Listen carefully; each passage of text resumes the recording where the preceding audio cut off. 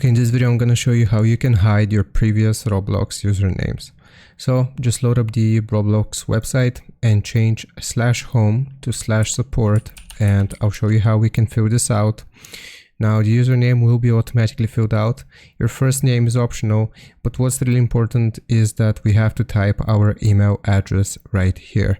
So if we type our email address, then they can contact us.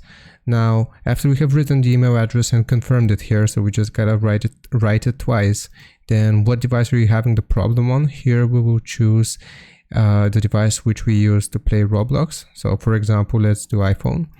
The type of help category, this is very important here. We gotta choose data privacy requests, and a new menu will pop down here. We want to click on it, and then we have to choose right to be forgotten. And we will type something like, I would like to clear all of my previous usernames. Thank you. So something along those lines. And then if you have filled out your email address right here, then we can click on continue, and this will contact Roblox support and they will free or clear your previous usernames in Roblox. So I hope this helps. Leave a like and sub, and I'll see you next time.